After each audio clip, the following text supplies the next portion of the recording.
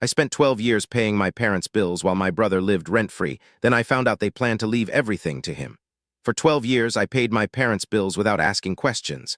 I thought that was what a good son did. Now I know I was funding my own betrayal. I'm 38 years old. My younger brother, Ryan, is 34. Growing up, we were completely different. I was the responsible one. Ryan was the fun one. If something broke, I fixed it. If someone needed help, I showed up. Ryan drifted from job to job and somehow always landed on his feet. At least that's what I thought. When I was 26, my father lost his job. My parents were terrified. Their mortgage was behind. Credit card debt was piling up. My mother cried during a family dinner and said they might lose the house. I remember looking around the table. Ryan looked uncomfortable. I looked at my parents. Then I volunteered. I told them I would help until they got back on their feet. Everyone thanked me. My father hugged me. My mother cried again. Ryan promised he would contribute when he could. That promise became a running joke because he never did. At first, I covered a few utility bills. Then I paid the mortgage 1 month. Then another. Then another. Before I realized it, I was sending money every month. Years passed. The emergency never seemed to end. Whenever I asked if things were improving, my parents always had a reason. Medical expenses, property taxes, unexpected repairs, insurance increases. Something always happened. I believed them. Why wouldn't I? They were my parents. Meanwhile, Ryan lived with them rent-free. He moved back in at 24 after a breakup. A few months turned into years, then nearly a decade. Whenever I brought it up, my mother defended him. She said he was finding himself. She said life had been hard on him. She said everyone moved at their own pace. I learned to stay quiet. The thing that bothered me wasn't the money. It was the difference in expectations. When I missed a call from my parents, they'd ask why I wasn't available. If Ryan disappeared for 3 days, they laughed about his adventurous spirit. When I helped, it was expected. When Ryan washed a few dishes, he was praised. Still, I kept paying. Then I got married. My wife, Emily, noticed things almost immediately. She wasn't rude about it. She simply asked questions. Questions I never asked myself. Why are you paying their mortgage if your brother lives there? Why doesn't he contribute? How much money have you actually given them? That last question bothered me. I had no idea. One night I went through old bank statements. The number made me sick. Over 12 years, I had given my parents more than $200,000. I stared at the screen for almost an hour. Emily thought I was having a panic attack. I told myself it was fine. It was family. Family helps family. But for the first time, something felt wrong. A few months later, another strange thing happened. My father casually mentioned that Ryan had bought a new truck. The truck was almost brand new. I knew Ryan's job didn't pay enough for that. I asked how he afforded it. My father immediately changed the subject. The reaction felt strange. Then my mother jumped in and started talking about the weather. The conversation ended there, but it stuck with me. A week later, I visited my parents unexpectedly. I had dropped off groceries. My mother was out shopping. My father was in the garage. Ryan wasn't home.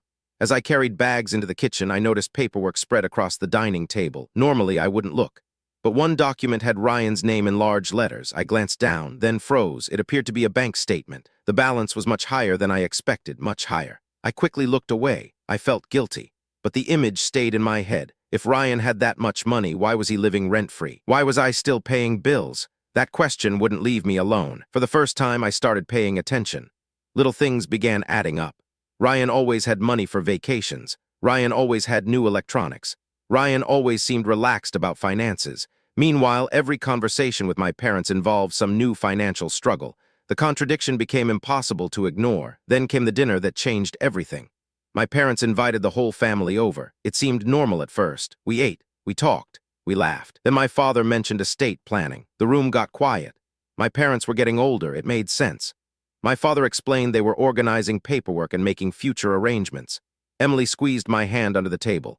Neither of us thought much of it. Then my mother said something strange. She said she was relieved the house would stay in the family.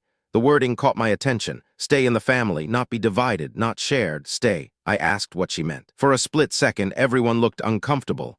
Then Ryan stared at his plate. My father cleared his throat. My mother quickly changed the subject. Nobody answered. That moment stayed with me for weeks. Eventually, curiosity turned into suspicion. I wish I could say I handled it maturely. I didn't. I started digging. I searched public property records online. I wasn't even sure what I was looking for. Then I found it. A document filed. 2 years earlier, the property had been transferred into a trust. I didn't understand all the legal language, but one name jumped out, Ryan's, only Ryan's. I stared at the screen, certain I was reading it wrong. I checked again, then again. My name wasn't anywhere, not once. I felt cold. 2 days later, I confronted my parents. I drove to their house after work. I brought printed copies of the documents.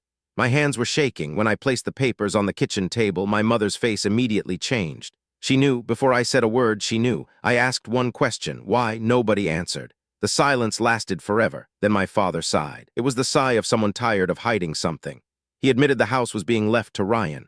Just Ryan? I asked if that was a joke. He said no. I asked why. My mother started crying. Ryan wasn't even there, yet somehow the conversation revolved around protecting him. They said he needed help. They said he was less stable. They said I was successful and didn't need an inheritance. I couldn't believe what I was hearing. I reminded them I had spent 12 years supporting them. My father nodded. Then he said something I'll never forget. We always knew you'd be okay. For some reason, that hurt more than everything else, not because of the inheritance, because of what it meant. They had relied on me because they believed I would endure it. They chose Ryan because they believed he wouldn't. I wasn't their son. I was their safety net. I asked whether they ever planned to tell me. Nobody answered. That was answer enough. I left. For the first time in my life, I ignored every phone call. The next few weeks were ugly. My parents insisted it wasn't about favoritism. Ryan claimed he never asked for any of it. My mother begged me to understand, but understanding wasn't the problem. The problem was that they had hidden it for years while accepting my money. Then another piece of the puzzle emerged. My aunt called me one evening. Apparently the family drama had spread. She asked if I knew about the loans. I had no idea what she meant. The silence on her end told me everything. Then she explained. Over the years, my parents had secretly loaned Ryan enormous amounts of money. Not once. Repeatedly. Business ideas, debt payments, vehicle purchases, credit card balances. Whenever Ryan got into trouble, they bailed him out. I couldn't believe it. I asked where they got the money. My aunt hesitated. Then she said something devastating. Part of it was probably yours. Suddenly everything made sense. The endless emergencies, the constant financial crises, the requests for help, the missing money. I wasn't just helping my parents survive. I had been indirectly financing Ryan's lifestyle. I confronted them again. This time they admitted some of it, not all, but enough. My mother insisted they intended to repay me someday. My father said family shouldn't keep score. I almost laughed, because apparently family shouldn't keep score when the money comes from me, but they had been keeping score all along. I was the responsible son. Ryan was the needy son, and they had assigned those roles decades earlier. Nothing I did would change it. After that conversation, I stopped paying, completely. No mortgage help, no utilities, no emergency transfers, nothing. My parents were shocked. They acted as though I had abandoned them. The irony was unbelievable. For 12 years, I had shown up whenever they needed me. One boundary felt like betrayal. A few months passed, then something unexpected happened. My father called. Not to apologize, to ask for money. Again, the house needed repairs. The timing was almost comical. I asked why Ryan couldn't help. My father became defensive immediately. That told me everything. Ryan still wasn't contributing, even after being handed the future ownership of the property. I refused. My father hung up. We didn't speak for nearly 6 months. Then my mother reached out. Her voice sounded different, tired, older. She admitted things were getting difficult. For the first time, she acknowledged that maybe they had asked too much of me. It wasn't a full apology, but it was the closest thing I'd received. Then she told me something I wasn't prepared for. Ryan had moved out. At first, I thought that was good news. Then she explained why. He had found out the trust required him to assume responsibility for the property after their deaths. Taxes, maintenance, insurance, repairs, all of it. Suddenly, the free house wasn't quite so attractive, and Ryan wanted nothing to do with it. I sat there speechless. For years, they had sacrificed everything to protect him. The moment responsibility appeared, he backed away. A month later, my father called. This conversation was different. There was no anger, no defensiveness, just exhaustion. He admitted they had made mistakes. He admitted they spent years enabling Ryan. He admitted they expected more from me because they knew I would deliver. Then he said something that hit harder than any apology. We may have confused reliability with obligation. I didn't know what to say, because he was right. That was exactly what happened.